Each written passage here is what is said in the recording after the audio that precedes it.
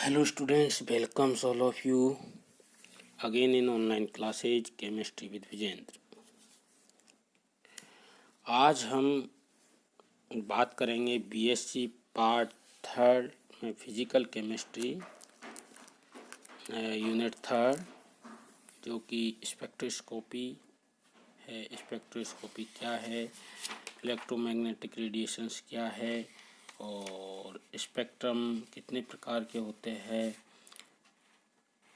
इसके अलावा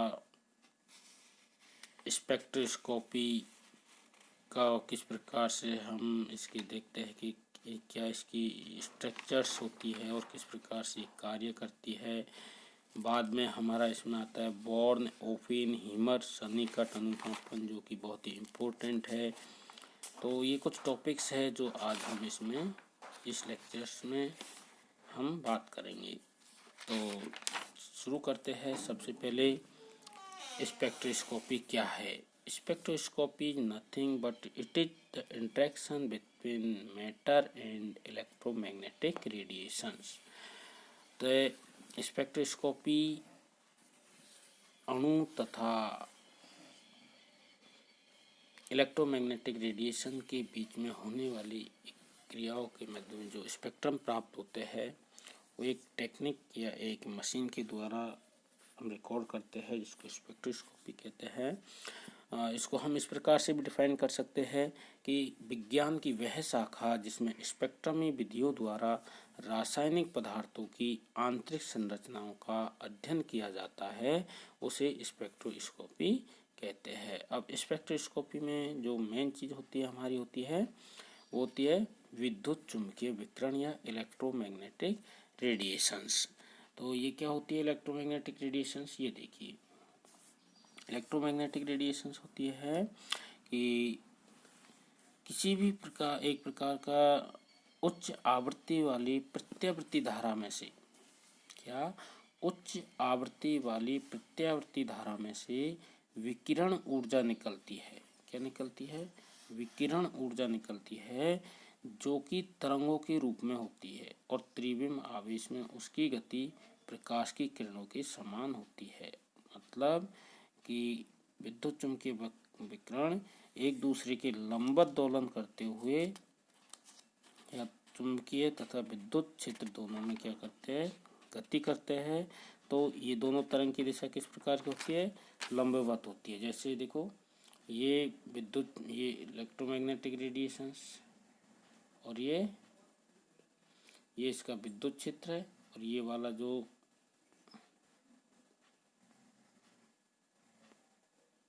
नीचे जिसमें डॉटेड दिखा रखा है हमने, ये वाली लाइन हमारा मैग्नेटिक फील्ड है। तो मैग्नेटिक फील्ड की जो डायरेक्शन होगी वो ये होगी, जबकि इलेक्ट्रिक फील्ड की डायरेक्शन ये होगी। तो इन दोनों क्षेत्रों में जो तरंग है हमारी वो इस तरह से गति करती है। मतलब ये है ना, तो मतलब एक दूसरे के लंबवत गति करती है जिसको हम क्या कहते हैं, विद्युत चुम्बकीय विकिरण। अब इस विद्युत चुम्बकीय विकिरण की हम ऊर्जा को लिखते हैं E बराबर एच न्यू, जो कि एक फोटोन के बराबर होती है और हम जानते हैं कि nu equal to C by lambda होता है, इसलिए हम इसको लिख सकते हैं E बराबर एच सी वाई लेमडा। ठीक है, तो ऊर्जा के घटने पर आवृत्ति का मान क्या हो रहा है, घट रहा है, जबकि तरंग दैर्ध्य का मान क्या हो रहा है, बढ़ रहा है। यदि विभिन्न विद्युत चुम्बकीय तरंगों की ऊर्जा, तरंग दैर्ध्य व तरंग संख्या का अध्ययन किया जाए तो उनके मान हमें इस प्रकार से प्राप्त होते हैं कि यदि ऊर्जा कम होगी तो देखिए, यदि ऊर्जा डिक्रीज होती है उस स्थिति में जो हमारी आवृत्ति है वो भी डिक्रीज होगी।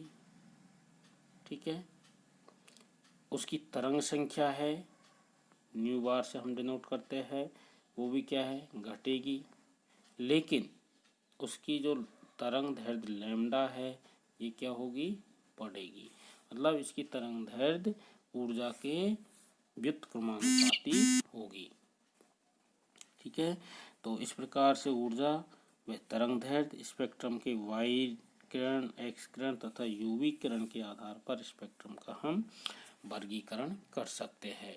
इसका स्पेक्ट्रम हम कर सकते हैं, एक होता है एब्जॉर्प्शन स्पेक्ट्रा, क्या होता है एब्जॉर्प्शन स्पेक्ट्रम,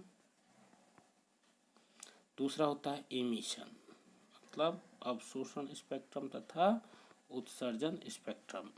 अब अवशोषण स्पेक्ट्रम क्या है, यदि किसी स्रोत से प्राप्त प्रकाश या विकिरण को किसी अवशोषण करने वाले माध्यम से गुजारा जाए, ठीक है, मतलब किसी भी सोर्स से आने वाली लाइट को यदि किसी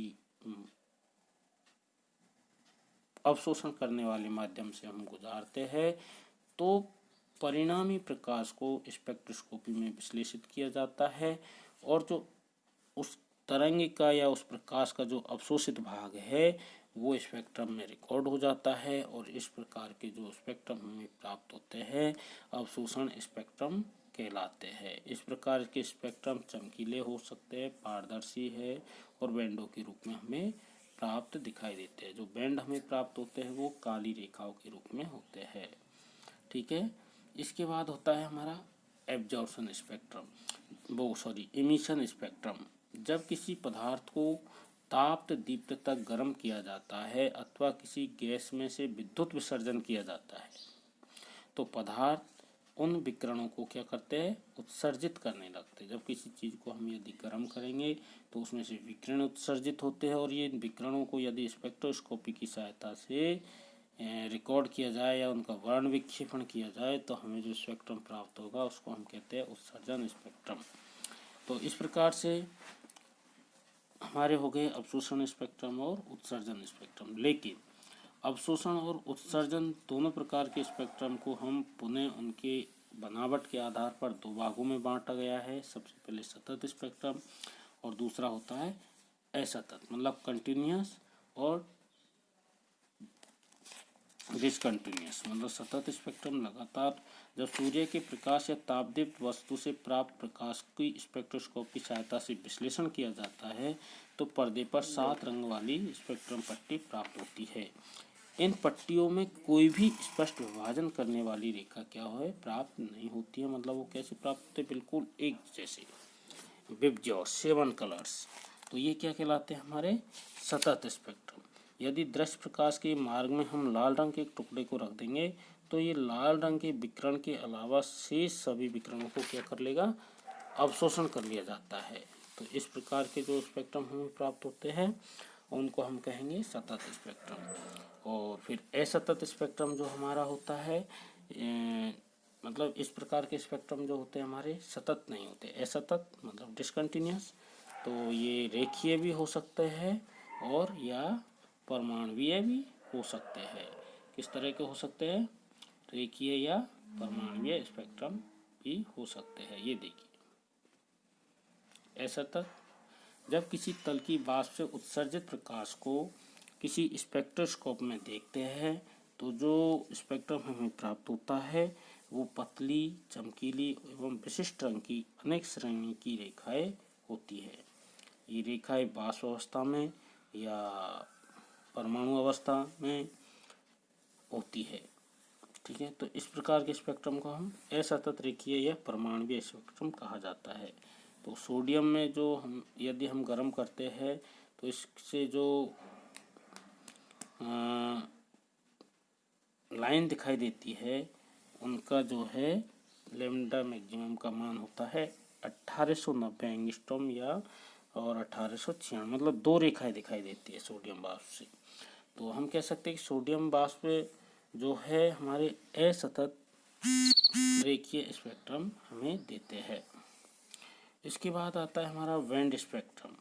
इस प्रकार का स्पेक्ट्रम पहिए के एक समूह के रूप में दिखाई देता है जिसका एक सिरा कैसा होता है, तीक्ष्ण होता है। यदि उच्च भेदन वाले स्पेक्ट्रोस्कोप से हम देखते हैं तो ये जो पहिया जैसा हमें दिखाई देता है बहुत सारी संख्या में एक दूसरे से सटी हुई रेखाओं में प्राप्त होता है।